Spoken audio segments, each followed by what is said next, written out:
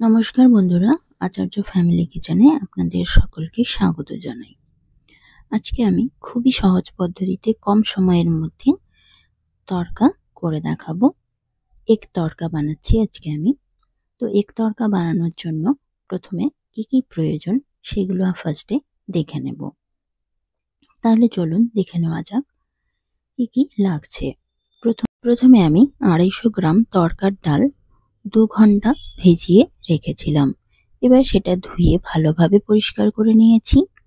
এখন আমি ডালটা ফার্স্টে সেদ্ধ করে নেব। সেই জন্য একটি প্রেসার কুকার নিয়ে নিয়েছি। প্রেসার কুকারের মধ্যে পুরো ডালটা আমি দিয়ে দেব।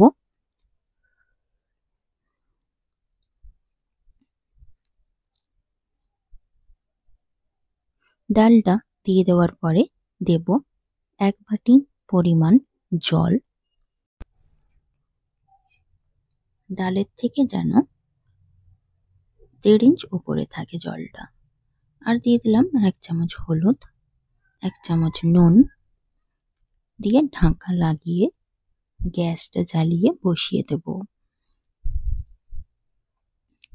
একদম মিডিয়াম ফ্লেমে রেখে 4টে সিটি দিয়ে নেব। দেখুন এরকম ভাবে আমি টোটাল 4টে সিটি দিয়ে নিয়েছি। 4টে সিটি দিয়ে নেওয়ার পরে গ্যাসের ফ্লেমটাকে অফ করে দিও।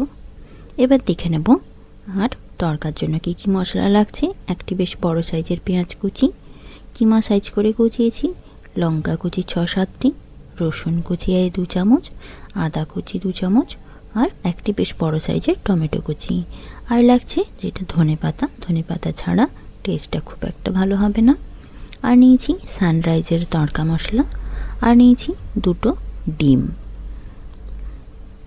তাহলে চলুন দেখে নেওয়া যাক ডালটা কতটা ভালো সেদ্ধ হয়েছে। স্ট্যান্ডিং টাইমের পরে প্রেসার কুকারের ঢাকনাটা খুলে দেব। খুলে দিয়ে দেখব ডালটা কতটা ভালো সেদ্ধ হয়েছে। একটি হাতার সাহায্যে দেখে নেব। দেখুন জলটা যতটা ভালো পরিমাপ দেওয়া হয়েছিল, জল কিন্তু এখন একটু বেশি আছে। এবার গ্যাসের থেকে নামিয়ে নিয়ে কড়াটা বসিয়ে নেব। কড়াটা গরম করে দিয়ে দিলাম 2 চামচ সর্ষের তেল। তেলটা বেশ ভালোভাবে গরম করে নেব।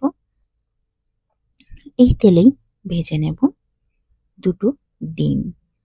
দেখুন ডিমটা ফাটিয়ে রেডি করে নিয়েছি। এবার 2টো ডিম দিয়ে দেবো। ডিমটাকে আমি এখানে ভুজিয়ার করে রেডি করব। তড়কার জন্য ভুজিয়ার করে রেডি করলে খুবই ভালো হয়। আর দেব 1 চামচ নুন। নুন দিয়ে বেশ ভালোভাবে নাড়াচাড়া করে নেব।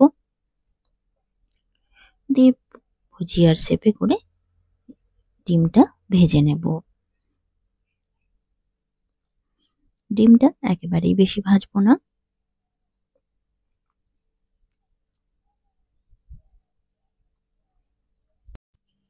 ঠিক এরকম ভাবে তৈরি হয়ে গেল ডিমের ভুজিয়া। এবার এটি একটি পাত্রে নামিয়ে রেখে দেব।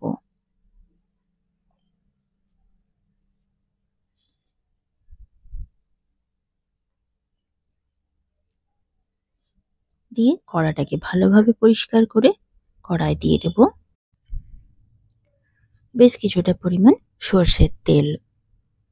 এখানে সর্ষের তেল আমি 3 টেবিল চামচ দিয়ে দেব। তেলটা দিয়ে বেশ ভালোভাবে গরম করে নেব। তেল গরম হয়ে গেছে। এখন ফার্স্টে দিয়ে দেব আদা কুচি। আদা কুচিটা বেশ কিছুটা সময় নিয়ে ফার্স্টে ভেজে নেব, যাতে করে তার কাঁচা গন্ধটা না থাকে।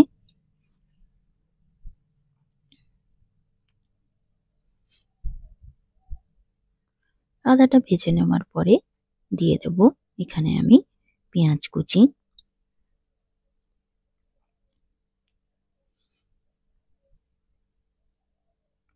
পেঁয়াজটাকে দিয়ে ভালোভাবে নাড়াচাড়া করব।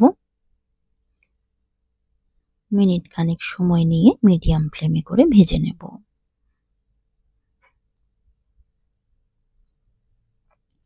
এবারে দিয়ে দেব রসুন কুচি।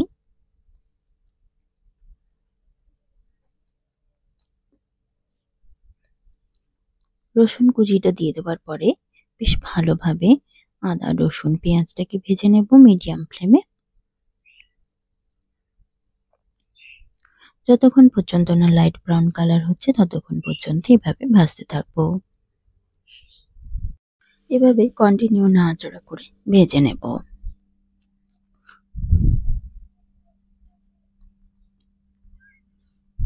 দেখুন একেবারে লাইট ব্রাউন কালার হয়ে গেছে।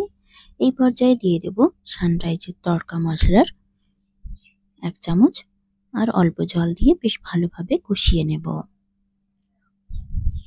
এখানে হলুদটা অ্যাড করব না, কারণ সেদ্ধর সময় হলুদটা যেহেতু দেওয়াই ছিল, তাই এখানে আর হলুদ দেব না।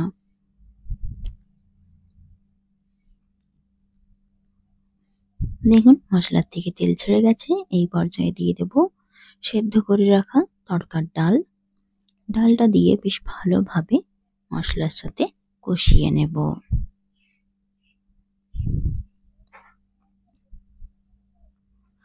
আর এখানে অ্যাড করে দেব কাঁচা লঙ্কা, ধনেপাতা আর টমেটো কুচি।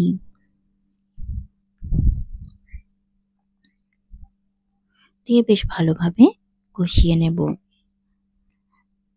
কষিয়ে নেওয়ার পরে দিয়ে দেব সানরাইজের তড়কার মশলা, বাকি পুরোটা। টোটাল এখানে রয়েছে 2 চামচ।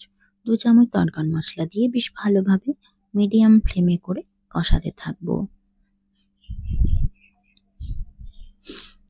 আর অল্প পরিমাণ দিয়ে দিলাম তড়কার জলটা। সেদ্ধ জলটা আমি এখানে ইউজ করছি। দিয়ে বেশ ভালোভাবে কষাতে থাকবো। দেখুন একেবারে রেডি হয়ে গেছে। এই পর্যায়ে বেশ কিছুক্ষণ কষিয়ে নেওয়ার পরে দিয়ে দেব অল্প পরিমাণ নুন। নুনটা আমি এখানে 2 চামচ দিলাম, যেহেতু সেদ্ধর সময় 1 চামচ দেওয়াই ছিল। আর দিয়ে দেব বেশ অল্প পরিমাণে 1 বাটির মতো জল, একদম ছোট বাটির 1 বাটি জল।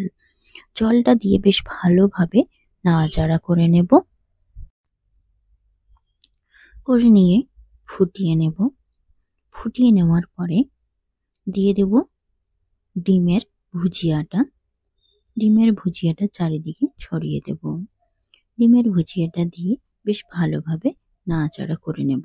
দিয়ে দেব বেশ অল্প পরিমাণ ধনেপাতা কুচিটা, যেটা আমি শেষে গার্নিশিং এর জন্য রেখেছিলাম, সেটা দিয়ে দিলাম।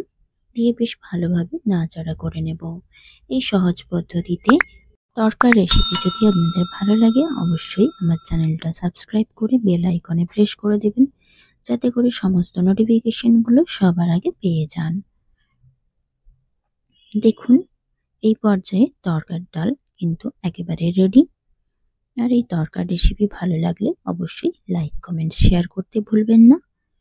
এখন আমি গ্যাসের ফ্লেমটা অফ করে রুটির সঙ্গে তড়কার ডালটা সার্ভ করে দেব। আজ এই পর্যন্তই, ফিরবো নতুন কোনো রেসিপি নিয়ে। ততক্ষণ পর্যন্ত বন্ধুরা আপনারা ভালো থাকবেন, সুস্থ থাকবেন। ধন্যবাদ সকল দর্শক বন্ধুদের। নমস্কার।